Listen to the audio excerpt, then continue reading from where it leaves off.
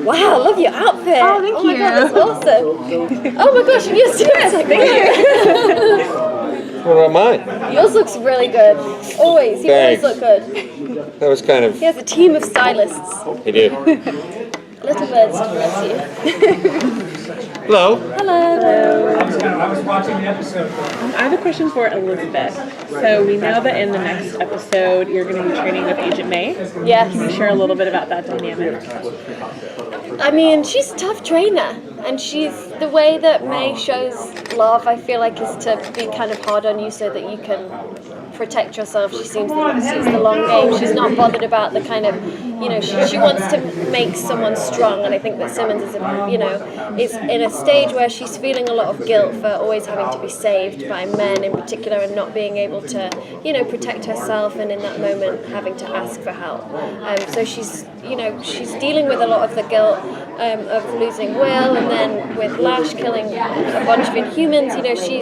She's the way that she's trying to deal with it positively is to say, okay, well, I need to, she doesn't like guns, she doesn't have, an exciting relationship with them, but she now realizes that it's kind of, she has to educate herself a bit more because she doesn't want to be put in that position again. And May is tough.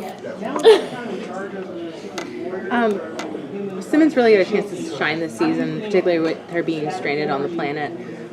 And though she seems to have recovered well, is that still influencing her? And how is that continuing to affect her? Totally.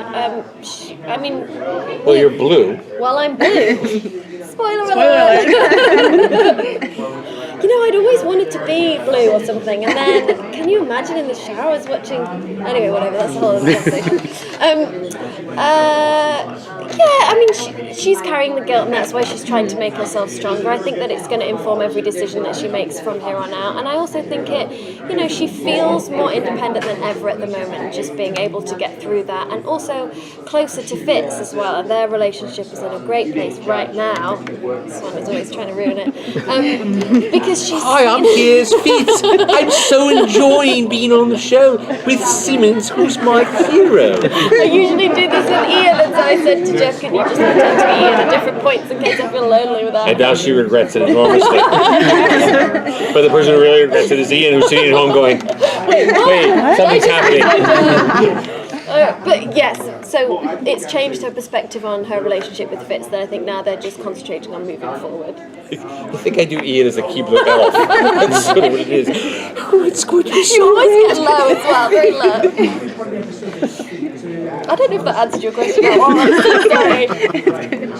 Okay, so with season 3, the plotline seems to be very focused on the Inhumans. Are we going to see, because the turmoil between S.H.I.E.L.D. and with the world seems to be kind of mimicking Civil War. Are we going to see more of that, because we're already seeing countries coming in saying, Inhumans, we need to control them, we need to put them somewhere. Are we going to see that magnify with Civil War coming in? How strong is that influence going to be with the Registration Act? Well, I know that's your trick way of trying to get me to commit and tell you what we're actually going to do. Wind around it a little. But look, the thing that you always trap me into, and then I get in a lot of trouble, which is to say, hashtag it's all connected, and then someone yells at me on Monday.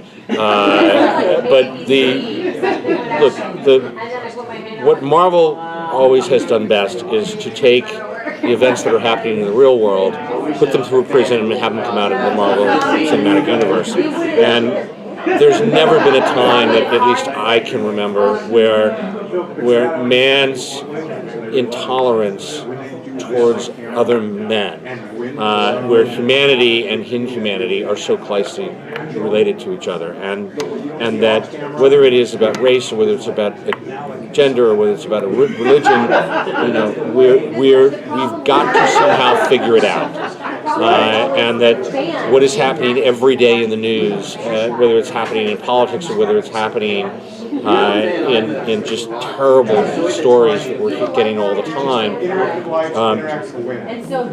That's really, in many ways, the story of what do we do about Inhumans? What do we do about powered people?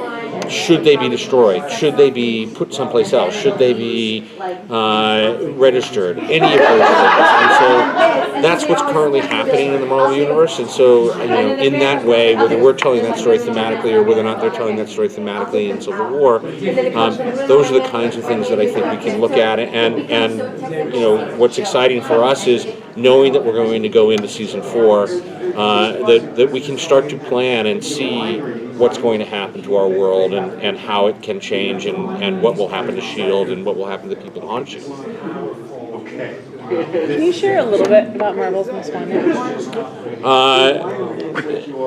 No. Look, it was something that we talked about at the very beginning of the season. One of the things that's very exciting about my job as the head of Marvel Television is that I get to play with all the toys in the box. And when it wasn't just that we were incredibly lucky that our cast embraced the characters of Bobby and Hunter, and also at the same time Agent Mac and also Lincoln, but it was also that there's a character in Bobby Morse that has a legacy and opens a door to a world that much of the same kind of way. And I think that's one of the things that makes Marvel so exciting is that when you look at a movie like Guardians of the Galaxy, that it's very different from Captain America: Winter Soldier, or that when you take a look at when you get to see Doctor Strange, how different that's going to be from, let's call it an Avengers film. And so, but we've been doing that also. And so, in the same kind of way, the thing that brought about the street level heroes that we've been doing on Netflix, or the Hell's Kitchens heroes, as we refer to them sometimes, it's very different from what's going on in Agent Carter or what's going on in Agents of S.H.I.E.L.D. And so when we first started talking about Most Wanted, it was important that it goes to a new place, that it doesn't feel like, S.H.I.E.L.D. : Cincinnati, for those of you that understand what that means.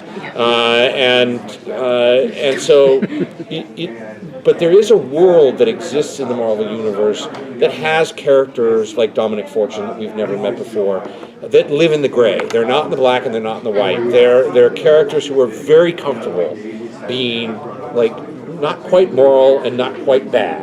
And so when you get to go into that world, the simplest way of looking at the show is that it's Mr. and Mrs. Smith in the Marvel Universe, but they're not assassins. They're actually in a much more complicated kind of place, which is those kinds of people who, when the phone rings and you look down and there's been, X number of dollars put in your bank account, but the person that was your friend has now suddenly got a gun to your head, that's a different story. That's something that we've not seen before. And that's something we haven't seen on television before.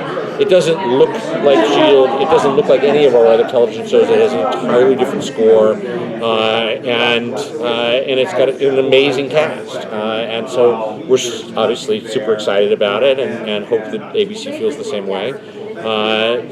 But we're very early on in that process of everyone getting to see it. And at the same token, it opens up things in S.H.I.E.L.D. That now that we're down to people, how does our cast react to that? How do our characters react to that? How is Coulson going to hold this group together?